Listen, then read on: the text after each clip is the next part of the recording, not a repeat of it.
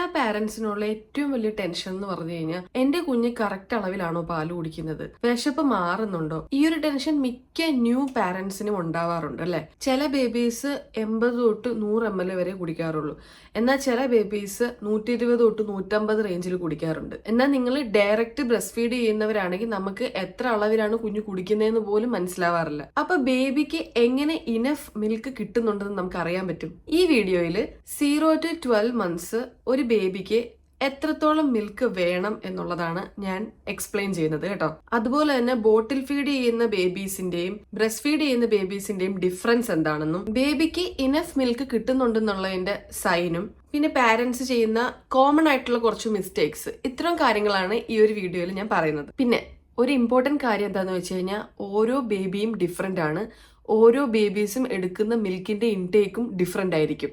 നമ്മൾ നമ്മുടെ ബേബീനെ മറ്റൊരു ബേബീനെ വെച്ച് കമ്പയർ ചെയ്യരുത്. ഇൻസ്റ്റെഡ് നമ്മൾ നോക്കേണ്ട കാര്യം എന്ന് വെച്ച് കഴിഞ്ഞാൽ ബേബിയുടെ കറക്റ്റ് ആയിട്ടുള്ള ഗ്രോത്ത് ആണോ, ബേബിയുടെ വെയിറ്റ് ഗെയിൻ കറക്റ്റ് ആണോ, വെറ്റ് ഡൈപ്പേഴ്സ് എത്രത്തോളം ഉണ്ട്, ഇതൊക്കെയാണ് നമ്മൾ നോക്കേണ്ടത്. ഓക്കെ. ഇനി ഡയറക്റ്റ് ബ്രസ്റ്റ് ഫീഡ് ചെയ്യുന്ന അമ്മമാർക്ക് മില്ലി ലിറ്ററിൽ അളക്കാൻ പറ്റില്ല.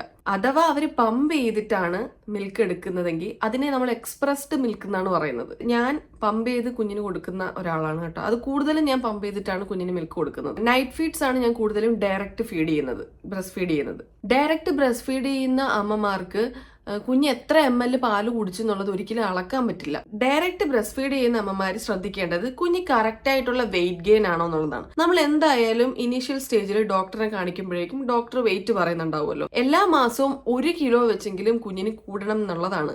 നമുക്ക് കുഞ്ഞിന്റെ വെയിറ്റ് അറിയായിരിക്കുമല്ലോ.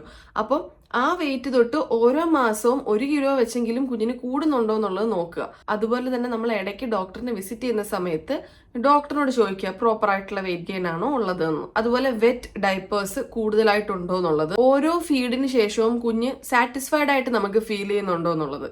ഈ കാര്യങ്ങളൊക്കെയാണ് ബ്രസ്റ്റ് ഫീഡ് ചെയ്യുന്ന അമ്മമാര് ശ്രദ്ധിക്കേണ്ടത്. അപ്പൊ ബ്രസ്റ്റ് ഫീഡ് ചെയ്യുന്ന അമ്മമാര് ബോട്ടിൽ ഫീഡ് ചെയ്യുന്ന കുഞ്ഞുങ്ങളെ അവർ ഇത്രയും ml കൂടുതൽ കുടിക്കുന്നുണ്ട്, എന്റെ കുഞ്ഞ് അത്രയും കിട്ടുന്നുണ്ടോ എന്ന് പോലും അറിയത്തില്ല, അങ്ങനെയുള്ള കാര്യങ്ങൾ ഓർത്ത് സ്ട്രെസ് അടിക്കുകയോ അല്ലെങ്കിൽ വറിയാവേണ്ട കാര്യമൊന്നുമില്ല. കാര്യം അവര് ഡോക്ടറെ വിസിറ്റ് ചെയ്യുന്ന സമയത്ത് ചോദിക്കുക കുഞ്ഞിന് കറക്റ്റ് ആയിട്ടുള്ള വെയിറ്റ് ഗെയിൻ ആണോ, അതുപോലെ തന്നെ ദിവസത്തിൽ എത്ര തവണ ഡയപ്പർ മാറ്റുന്നുണ്ട്, വെറ്റ് ആയിട്ടുള്ള ഡയപ്പേഴ്സ് എത്ര തവണ മാറ്റുന്നുണ്ട്, ഇതൊക്കെ ശ്രദ്ധിച്ചാൽ മതി കേട്ടോ. ഇനി ബോട്ടിൽ ഫീഡ് ചെയ്യുമ്പോൾ നമ്മൾ ശ്രദ്ധിക്കേണ്ടത് ന്യൂ ബോൺ സ്റ്റേജിൽ, അതായത് 0 to 1 month ആ സ്റ്റേജിൽ എന്ന് പറഞ്ഞാൽ കുഞ്ഞുങ്ങൾക്ക് വളരെ ടൈനി സ്റ്റൊമക്കാണുള്ളത്. അതുകൊണ്ട് തന്നെ 30, 60, 90 ഈ റേഞ്ചിലായിരിക്കും കുഞ്ഞുങ്ങൾ പാല് കുടിക്കുന്നത്. അതും എവറി 2 hours അല്ലെങ്കിൽ 2 to 3 hours in between. So അങ്ങനെയായിരിക്കും കുഞ്ഞുങ്ങൾ പാല് കുടിക്കുക. ഇനി 1 to 2 months ആണെങ്കിൽ മോസ്റ്റ് ബേബീസും 90 റേഞ്ചിൽ കുടിക്കാനുള്ള ചാൻസ് കൂടുതലാണ്. 90 ml റേഞ്ചിൽ. ചില ബേബീസ് 90 to 100 അല്ലെങ്കിൽ 90 to 120 ml വരെ പോകും. പക്ഷെ 120 ml ഒക്കെ കൊടുക്കുവാണെങ്കിൽ എവറി 3 hours ബേബിക്ക് ഫീഡ് ചെയ്യാവുള്ളൂ, അല്ലെങ്കിൽ അത് ഓവർ ഫീഡിങ് ആയി പോകും. 90 ml ഒക്കെ ആണെങ്കിൽ 2.5 hours നമുക്ക് ഫീഡ് ചെയ്യാം. 1 to 2 months 120 ml ഒക്കെ കൊടുത്തു കഴിഞ്ഞാൽ അത് ഭയങ്കര ഓവർ ഫീഡിങ് ആയിരിക്കും. പക്ഷെ ചില ബേബീസ് ഇപ്പൊ 90 ml സാറ്റിസ്ഫൈഡ് ആയിട്ട് തോന്നുന്നില്ലെങ്കിൽ നിങ്ങൾക്ക് ഒരു 10 ml കൂടെ എക്സ്ട്രാ കൊടുത്ത് അങ്ങനെ ടോപ്പ് അപ്പ് ചെയ്യാനായിട്ട് പറ്റും. എന്നാലും 120 ഞാൻ റെക്കമെൻഡ് ചെയ്യത്തില്ല. അതൊരു റേഞ്ച് എന്ന കണക്കിന് ഞാൻ പറഞ്ഞതാണ്. 120 ml ഒക്കെ കൊടുക്കുവാണെങ്കിൽ നിങ്ങൾ ഉറപ്പായിട്ടും ഒരു ഗ്യാപ്പ് കൂടുതൽ കൊടുത്തിട്ട് വേണം അടുത്ത പാല് കൊടുക്കാനായിട്ട്. അതായത് 3 to 4 hours വേണം അടുത്ത പാല് കൊടുക്കാൻ. പിന്നെ 1 to 2 months ബേബി ഭയങ്കര സ്മോൾ ആയതുകൊണ്ട് തന്നെ അത്രയൊന്നും എടുക്കത്തില്ല. മാക്സിമം പോയി കഴിഞ്ഞാൽ 90. 2 to 4 months ആവുമ്പോഴേക്കും 100 ml തൊട്ട് 120 ml പിന്നെ 150 ml ഈ ഒരു റേഞ്ചിൽ ഇൻക്രീസ് ഉണ്ടാവാനുള്ള ചാൻസ് ഉണ്ട്. സോ എന്റെ ബേബി ഇപ്പൊ 4 months ആണ്. അവൻ ചില ടൈമിൽ 100 ml കുടിക്കത്തുള്ളൂ, എന്നാൽ ചില ടൈമിൽ 120 ml കുടിക്കും. ചില ടൈമിൽ 120 പോരാ, അപ്പം നമ്മൾ ഒരു 10 ml കൂടെ ടോപ്പ് അപ്പ് ചെയ്യാറുണ്ട്. സോ അത് കുഞ്ഞിന്റെ വിശപ്പിനനുസരിച്ച്, പിന്നെ ചില സമയത്ത് അവർക്ക് ആ ഡെവലപ്മെന്റൽ സ്റ്റേജിൽ അല്ലെങ്കിൽ ഗ്രോത്ത് സ്പേർട്ട് ഉണ്ടാവുന്ന ടൈമിലൊക്കെ അവർക്ക് കൂടുതലായിട്ട് പാല് വേണ്ട കേസുണ്ട്. അല്ലെങ്കിൽ ചിലപ്പോൾ ക്ലസ്റ്റർ ഫീഡിങ് ആയിരിക്കും. ചിലപ്പോൾ ഒരു 90 ml കുടിക്കത്തുള്ളൂ, അത് കഴിഞ്ഞ് ഒരു അരമണിക്കൂർ കഴിഞ്ഞ് വീണ്ടും വേണം, അപ്പം നമ്മൾ കുറച്ചുകൂടെ കൊടുക്കും. സോ കുഞ്ഞിന്റെ വിശപ്പ് അനുസരിച്ച് അല്ലെങ്കിൽ കുഞ്ഞ് കാണിക്കുന്ന ഹങ്കർ ക്യൂസ് കുഞ്ഞ് കാണിക്കും. അപ്പോൾ അതനുസരിച്ചിട്ട് വേണം നമ്മൾ പാല് കൊടുക്കാനായിട്ട്. സോ 2 to 4 months എന്ന് പറയുമ്പം 90, 100, 120, 150 ഈ ഒരു റേഞ്ചിലായിരിക്കും കേട്ടോ പോകുന്നത്. ചില ബേബീസ് 100 ml എല്ലാ 2.5 hours കുടിക്കുന്നുണ്ടാവുള്ളൂ. But it's completely normal. എന്നാൽ ചില ബേബീസ് 150 ml എല്ലാ 4 മണിക്കൂർ കൂടുമ്പോഴേ കുടിക്കുന്നുണ്ടാവുള്ളൂ. അപ്പോഴും കുഞ്ഞിന് കിട്ടുന്ന അളവ് ടോട്ടൽ എമൗണ്ട് എന്ന് പറയുന്നത് ഏകദേശം സിമിലർ തന്നെയാണ്. സോ ഒരു ബേബി ഇത്രയും കുടിക്കുന്നുണ്ട്, എന്റെ ബേബി ഇത്രയും കുടിക്കുന്നില്ല, അതോർത്ത് നിങ്ങൾ ടെൻഷൻ ആവേണ്ട കാര്യമൊന്നുമില്ല. നിങ്ങൾ ഡ്യൂറേഷൻ നോക്കുക, കുഞ്ഞിന്റെ ഹങ്കർ ക്യൂസ് നോക്കുക, അതനുസരിച്ചിട്ട് ഫീഡ് ചെയ്യുക. 4 to 6 months എന്ന് പറയുമ്പം 120, 150 ചിലപ്പോൾ അതിന്റെ മേളിലോട്ടും പോവാം. 120 റേഞ്ച് എന്തായാലും മിനിമം എങ്കിലും കുടിക്കുന്നുണ്ടാവും. കാര്യം കുഞ്ഞുങ്ങളുടെ വിശപ്പ് കൂടിക്കൂടി വരും, സ്റ്റൊമക്കും പയ്യെ വലുതായി വരുന്ന ഒരു സ്റ്റേജ് ആണ്. അതിന്റെയും ഗ്യാപ്പ് എന്ന് പറയുന്ന ഒരു 3 to 4 hours ഗ്യാപ്പ് ആയിരിക്കും. 3 to 4 hours ഗ്യാപ്പിൽ നമ്മൾ 120 to 150 റേഞ്ച്, ചിലപ്പോൾ അതിൽ കൂടുതൽ 180 റേഞ്ച് വരെ പോകാം. അത് ഓരോ കുഞ്ഞിനെയും ഡിപ്പെൻഡ് ചെയ്തിരിക്കും കേട്ടോ. ബേബീസ് കുഞ്ഞായിരിക്കുന്ന സമയത്ത് അവർക്ക് 2 മണിക്കൂർ കൂടുമ്പോൾ നമ്മളിങ്ങനെ പാല് കൊടുത്തുകൊണ്ടിരിക്കും അല്ലേ. ആ സമയം 4 to 6 months ഒക്കെ ആകുമ്പോഴേക്കും ബേബീസ് ലാർജ് ക്വാണ്ടിറ്റി കുടിക്കും. പക്ഷെ അത് ഡ്യൂറേഷൻ കൂടുതലായിരിക്കും. അതായത് 3 hours, 3.5 hours കഴിഞ്ഞിട്ടായിരിക്കും അടുത്ത വിശപ്പിന്റെ സമയമാവുന്നത്, അല്ലെങ്കിൽ അടുത്ത ഹങ്കർ ക്യൂസ് കാണിക്കുന്നത്. അത്രയും ഡ്യൂറേഷൻ കഴിഞ്ഞിട്ടായിരിക്കും. സോ ലാർജ് ക്വാണ്ടിറ്റിയിൽ എടുക്കും, എന്നാൽ ഡ്യൂറേഷൻ കുറവായിരിക്കും. പിന്നെ ഈ സെയിം ക്വാണ്ടിറ്റി നമുക്ക് ഒറ്റ ഫീഡ് തന്നെ ഫുള്ള് കൊടുക്കണം എന്നില്ല കേട്ടോ. ഇപ്പൊ 120 ml നമ്മൾ എടുത്തിട്ട് ഒരു 80 ml ആദ്യം കൊടുത്ത് പിന്നെ ബാക്കി ml ഒരു 1 hour, 1.5 hour ശേഷം കൊടുത്താലും കുഴപ്പമില്ല.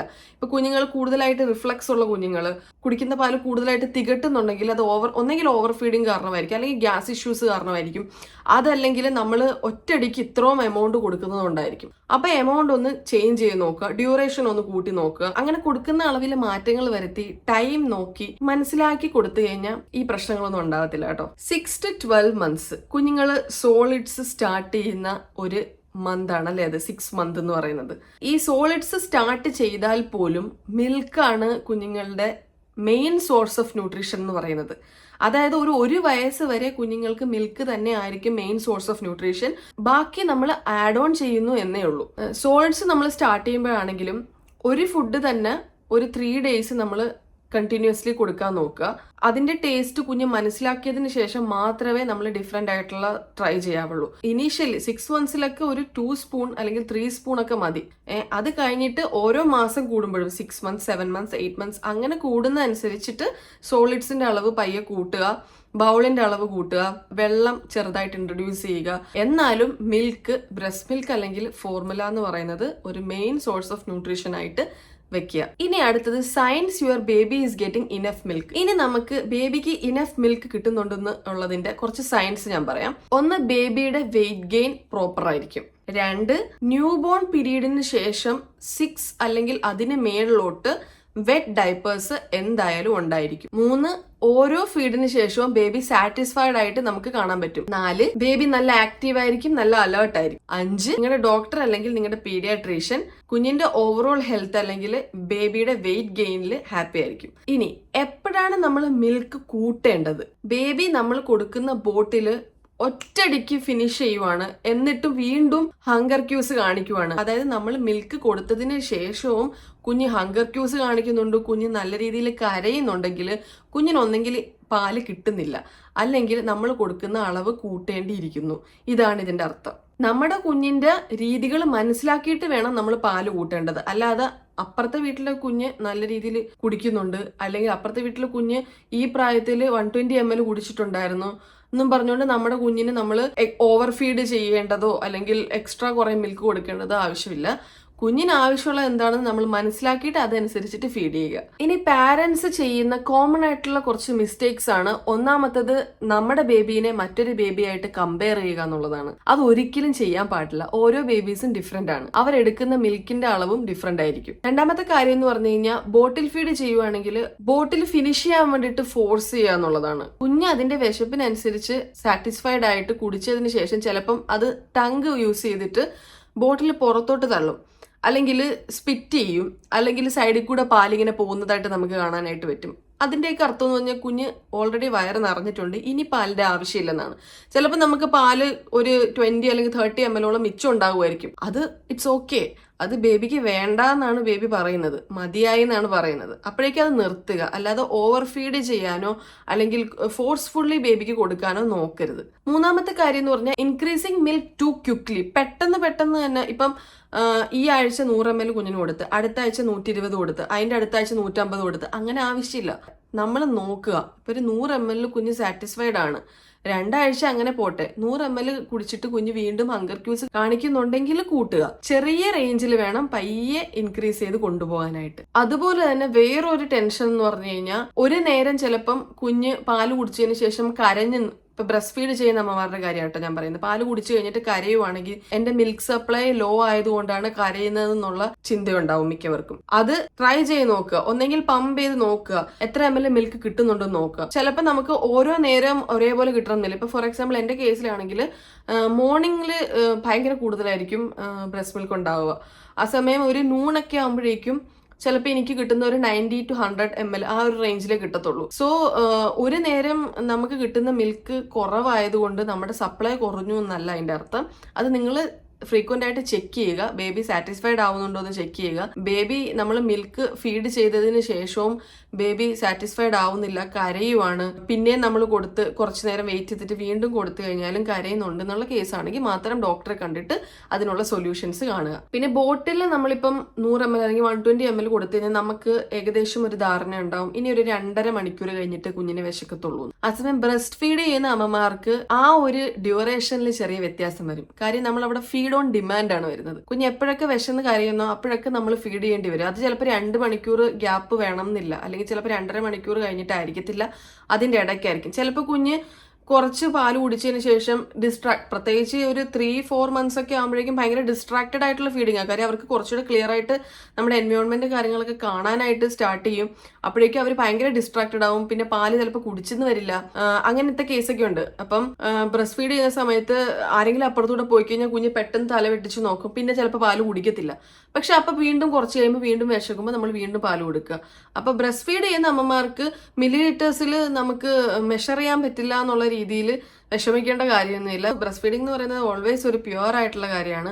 അപ്പൊ അതുകൊണ്ട് തന്നെ കുഞ്ഞിന് ആവശ്യമുള്ളപ്പോഴൊക്കെ നമ്മൾ ബ്രസ്റ്റ് ഫീഡ് ചെയ്യുക എന്നുള്ളതാണ്. സോ ഓവറോൾ നമ്മൾ എപ്പോഴും ഓർക്കേണ്ട ഒരു കാര്യം എന്ന് പറയുന്നത് എല്ലാ ബേബീസും ഡിഫറെന്റ് ആണ്. ഒരു ബേബി 100 ml കുടിക്കുമായിരിക്കും, ഒരു ബേബി 150 ml കുടിക്കുമായിരിക്കും. പക്ഷെ ആ 100 ml കുടിക്കുന്ന ബേബി 2 മണിക്കൂറിലാണെങ്കിൽ 150 കുടിക്കുന്നത് 3-4 മണിക്കൂറിലായിരിക്കും. അളവുകൾ സെയിം തന്നെയായിരിക്കും. അതിന്റെ അർത്ഥം എന്റെ ബേബി ഹെൽത്തി അല്ല, ആ ബേബിയാണ് ഹെൽത്തി എന്നുള്ളതല്ല. ഞാൻ പറഞ്ഞ പോലെ ബേബിക്ക് പ്രോപ്പർ ആയിട്ടുള്ള വെയിറ്റ് ഗെയിൻ ഉണ്ട്, പ്രോപ്പർ ആയിട്ടുള്ള വെറ്റ് ഡയപ്പേഴ്സ് ഉണ്ട്. ഓരോ ഫീഡിന് ശേഷവും ബേബി സാറ്റിസ്ഫൈഡ് ആയിട്ടും ആക്റ്റീവായിട്ടും കാണുന്നുണ്ട്. അങ്ങനെയാണെങ്കിൽ you are doing A great job. So ഈ വീഡിയോ മോസ്റ്റ് ഓഫ് ദി പാരന്റ്സിനുള്ള ഒരു കോമൺ ആയിട്ടുള്ള കുറച്ച് ഡൗട്ട്സ് ക്ലിയർ ആക്കി എന്ന് ഞാൻ വിശ്വസിക്കുന്നു. സോ ഞാൻ ഈ ഒരു മദർഹുഡ് അല്ലെങ്കിൽ പാരന്റിങ് റിലേറ്റഡ് ആയിട്ടുള്ള ടോപ്പിക്സ് കൂടുതലായിട്ട് ചെയ്യണം, അല്ലെങ്കിൽ നിങ്ങൾക്ക് ഡൗട്ട്സ് ഉള്ള കാര്യങ്ങൾ കമന്റിൽ പറഞ്ഞു കഴിഞ്ഞാൽ ഞാൻ അത് റിലേറ്റഡ് ആയിട്ടുള്ള വീഡിയോസ് ചെയ്യാം കേട്ടോ.